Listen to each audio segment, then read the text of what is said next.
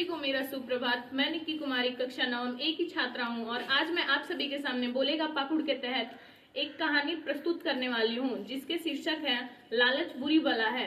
एक गांव में एक लकड़हारा रहता था। वह प्रतिदिन जाके जंगलों में लकड़ियां काटा करता था। एक दिन जब वह लकड़ियां काट रहा था तो उसकी कुल्हाड़ी एक नदी में गिर जाती है। फिर वह रोने लगता है क्योंकि वह बहुत गरीब होता है और दूसरी कुल्हाड़ी खरीदने के लिए उसके पास पैसे नहीं होते हैं। वह जल देवता से विनती करता है कि हे प्रभु, प्लीज मेरी कुल्हाड़ी मुझे दे दीजिए। बहुत समय के बाद रोते रोते वह उस नदी से एक जल देवता निकलते हैं। वह उसे पहले सोने की कुल्हाड़ी देते हैं। बोलते हैं, क्या ये तुम्हारी कुल्हाड़ी है?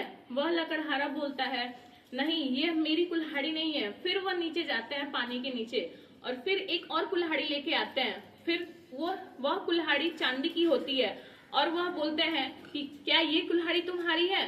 वह लकड़हारा ईमानदार था, इसीलिए उसने कहा कि नहीं, ये भी कुल्हाड़ी मेरी नहीं है।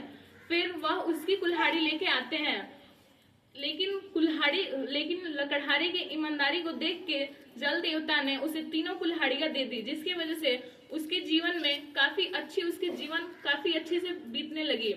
उसी गांव में एक और लकड़हारा रहता था जो उसे देख के उसे पूछ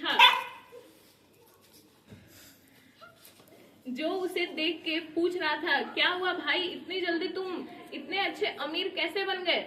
तो वह लकड़हारा अपनी कहानियां बताता है। क्योंकि जो दूसरा लकड़हारा था वह लालची था, तो वो उसके मन में लालच आ जाती है और वो भी लकड़ियां काटने के लिए जाता है। वह अपनी कुल्हाड़ी जानबूझ के नदी में गिरा देता है। फिर जल देवता आते हैं, उस लकड़हारे को सोने और चांदी दोनों कुल्हाड़ियां देते हैं। वह लकड़हारा लालची था, इसीलिए उसने कहा यही मेरी कुल्हाड़ी है।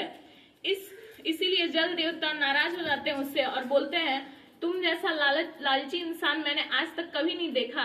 तुम्हें अब कोई भी कुल्हाड़ियां नहीं मिलेगी।